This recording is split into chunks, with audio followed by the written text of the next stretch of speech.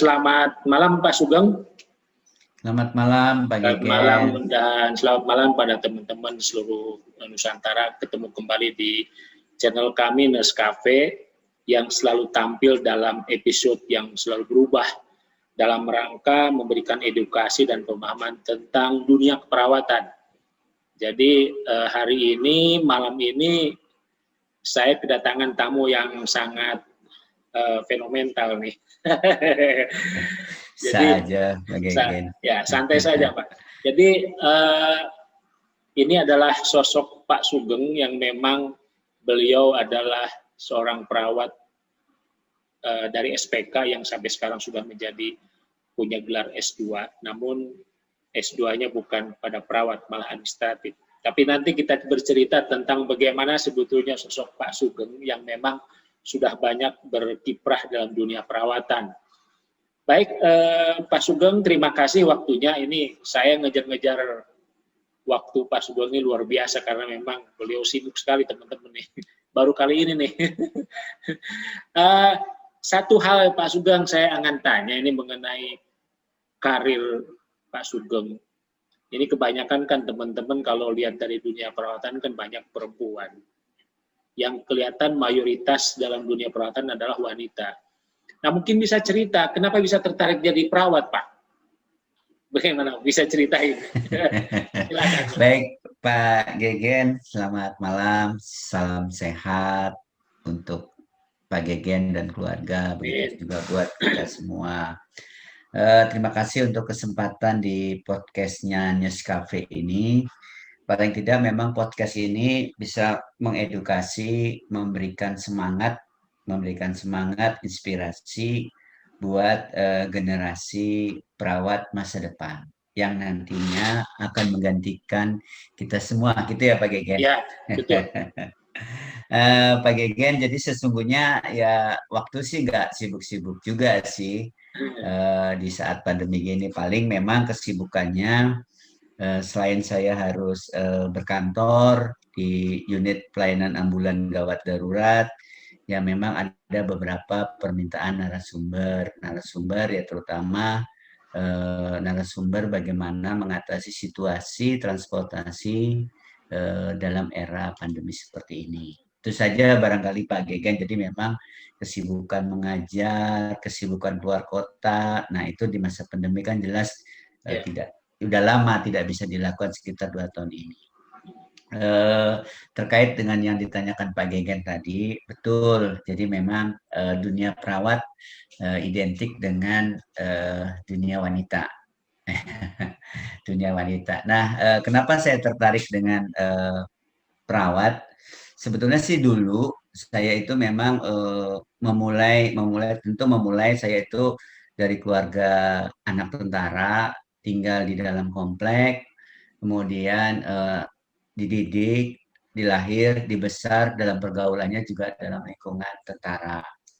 Nah, saat itu ada tersirat, termimpikan untuk menjadi seorang tentara. Tapi orang tua mengarahkan berbeda.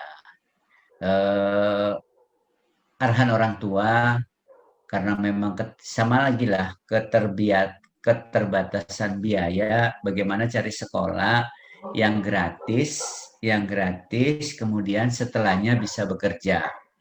Nah, saat itu memang di tahun 88 saya lulus SMP. Saya SMP di Komplek TNI Angkatan Darat di 103 Komplek Kopassus. Setelah lulus saya mendaftarkan diri sebagai seorang perawat. Nah, perawat yang saat itu saya mendaftar ya cuma satu kebetulan, karena yang saya tahu waktu itu satu di Sekolah Perawat Kesehatan Kota Jakarta. Nah, sekolah ini adanya di RSUD Pasar Rebo. Nah, RSUD Pasar Rebo tidak seperti yang kita lihat saat ini. Dulu itu ya nggak besar, ya seperti halnya puskesmas masa lalu lah. Nah, disitulah saya memulai menjadi seorang perawat. Nah, di sekolah itu memang pembiayaan atas sekolahnya semua diberikan secara gratis. Nah, dalam tiap bulannya pun saya diberikan uang saku. Sehingga setelah lulus, kami tidak sempat menganggur, kami langsung ditempatkan. Ditempatkan sebagai seorang perawat, tapi saat itu saya memilih ditempatkan pada unit UPT Pelayanan Ambulan Pusbankes 119. Jadi memang sama seperti yang Pak Gegen tadi sampaikan. Dari sekitar 40 dalam satu kelas, laki-lakinya itu cuma 7. Artinya memang teman-teman wanita itu banyak mendominasi. Nah, disitulah karir pertama saya menjadi seorang perawat. Kemudian seiring dengan berjalannya waktu, kemudian berjalannya ya masa-masa senang, tertarik dengan dunia-dunia yang baru. Nah, disitulah mulai mulai apa ya? Mulai kita menggeluti, mulai tertarik dan mulai mendalami bagaimana pengabdian pengabdian kita kepada orang-orang yang membutuhkan. Lambat laun, seiring dengan berjalannya waktu, bulan berganti, tahun berganti, ya semakin menjiwai. Dan terbukti sampai sekarang pun lulus dari SPK, saya melanjutkan ke keperawatan, S1 keperawatan, dan memang pas S2 ya saya belum kesempatan untuk mengambil dan meneruskan dengan linear pendidikan yang sama.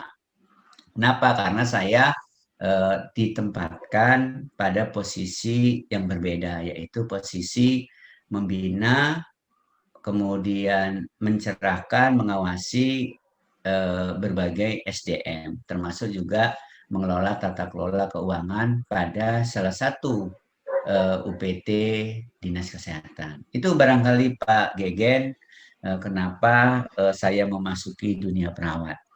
Ya, luar biasa, luar biasa. Ya, ini sampai menarik sih memang. Memang yang saya alami juga begitu, Pak. Jadi, nah ini kan sekarang Bapak di profesinya malah sekarang bukan lagi mengurusi klinisi ya, Pak ya sebetulnya ya. Enggak, saya tidak mengurusi klinisi, tapi saya mempersiapkan baik alat yang digunakan, sarana penunjangnya, termasuk kesiapan para tenaga kesehatan yang akan melayani. Hanya memang objek pelayanannya berbeda. Apa yang membedakan?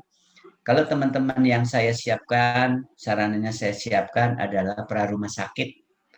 Sementara banyak orang yang sebagian besar tahunya perawat itu penempatannya pada tatanan rumah sakit. Walaupun memang Pak Gegen di era sekarang itu kan ya cukup terbuka lah bahwa perawat itu tidak hanya dalam penempatan di rumah sakit, tapi juga pada bidang yang lain. Jadi memang ya luas sekali ya. Jadi perawat itu sudut pandangnya kalau mungkin di eranya Pak Gegen tahun 93 selesai di 3 keperawatan, dan saya tahun 91 sekolah perawat kesehatan atau setara SMA atau SMK saat ini, ya sudut pandang kita ya lulus perawat mengabdikannya ke rumah sakit. Namun sesuai dengan tuntutan zaman, kebutuhan pelayanan, bahwa perawat itu tidak harus melulu ada di tatanan pelayanan rumah sakit atau puskesmas. Itu Pak Gegen. Ya, menarik ini karena memang ternyata karir Pak Sugeng juga cukup bagus juga ya Pak.